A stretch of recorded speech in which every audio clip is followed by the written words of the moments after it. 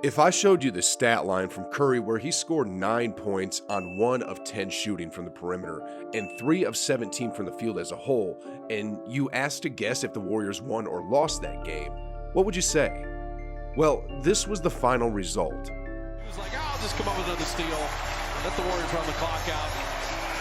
29 and 7. The Golden State Warriors are back sitting on top of the NBA. They've taken out most of the top teams in convincing fashion, and today we're going to take a look into the how of all of this. You know, if you just look at the scoring leaders and watch a few highlights, it might be easy to say that Steph is carrying the team like he did last year, but that simply isn't true.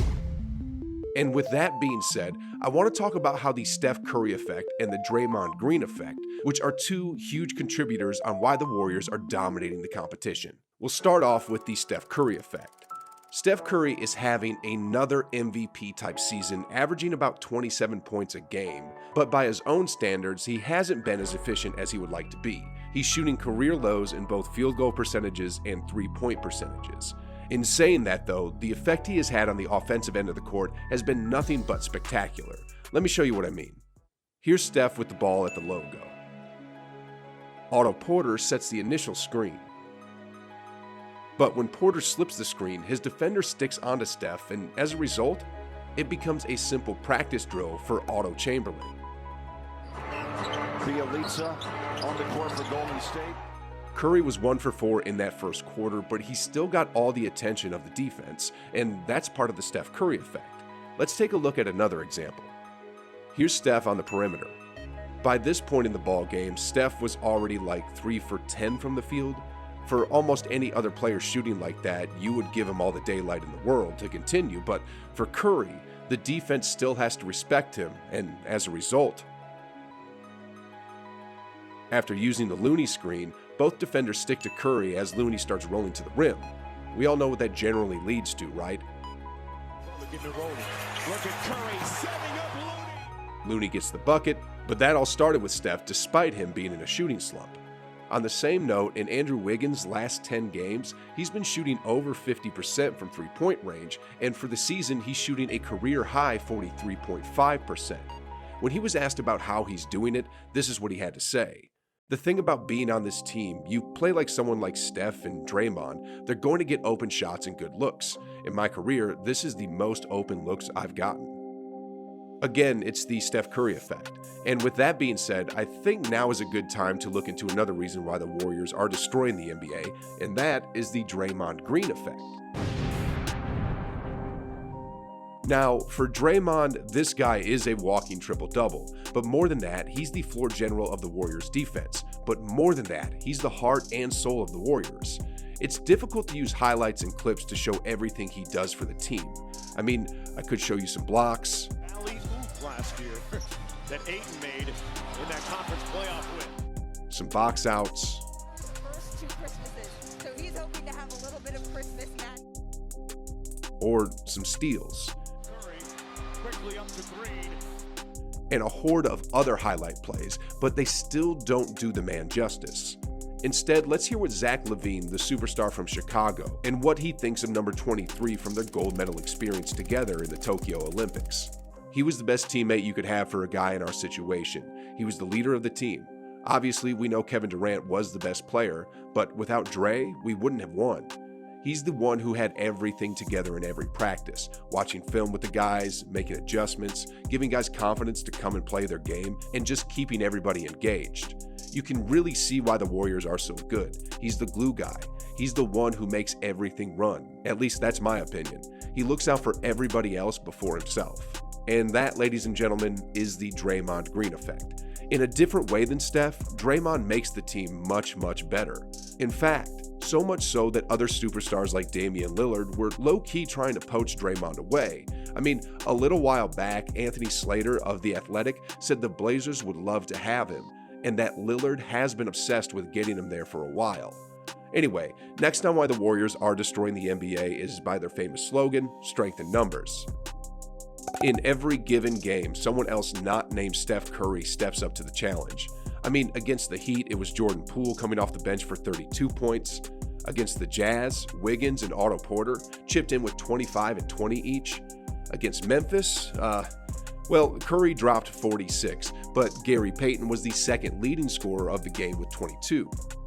Against the Kings, aside from Curry, Green, Lee, Iguodala, Otto Porter, and GP2 were also in double figures. The point I'm making is that practically everybody on the roster is dangerous, and a big part of that is Steve Kerr's read and react system of basketball. I mean, check this out here. Here's Draymond with the ball. Jordan Poole is about to use Looney as a screen. Down to 7. But because they gotta respect Poole's game, both defenders stick onto him, and as a result, this happens. Jordan Poole at 3. Looney rolling. Looney on the finish. Sheesh, guys, that was a Steph-like play. Anyway, on to the next one. Here's Otto Porter with the ball. As he passes the ball to Looney, who sets a flare screen, Wiggins' defender has to come over and help. And when that happens, this happens. Quinn's so good at that. Quick hitter. For Wiggins, it's just another day, another dollar. Moving on here. The offense of the Warriors is definitely beautiful to watch, but it's not the only reason the Warriors are destroying the NBA. They're doing it on the defensive end of the court as well.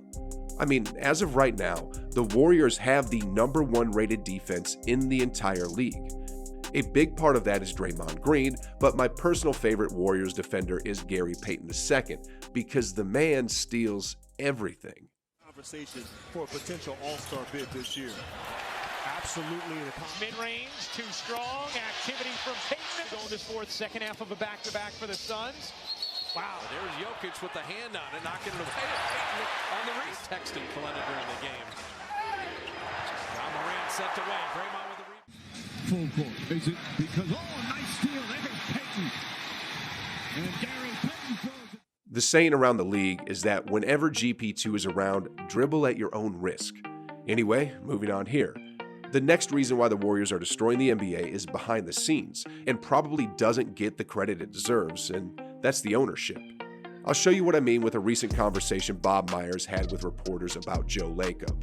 What I love about Joe and what I admire about him is his competitiveness and his relentlessness. It was Father's Day, and he sends me a text, and he's like, "You watching the Clippers game?" And I look at my text, and I'm like, "It's Father's Day. We're out of the playoffs."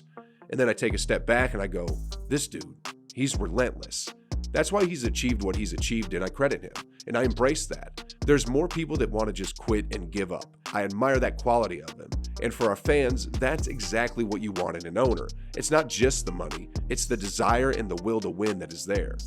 The truth is, from the top to the bottom, the Warriors are a competitive organization, and that's why they're destroying the NBA. Oh, and before I forget, it also helps when you have someone who can do things like this. Off the bench here. Curry running three. He's in a torture chamber, and outside it goes Curry.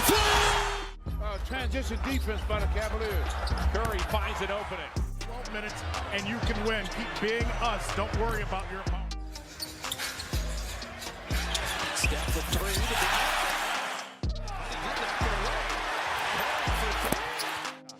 These Bulls all so far this season, they've been gritty and tough. Curry another 3. Got it!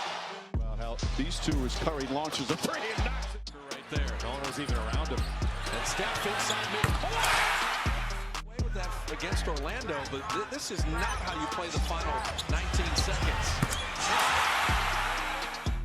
Yeah, it definitely helps when you have someone who can do stuff like that.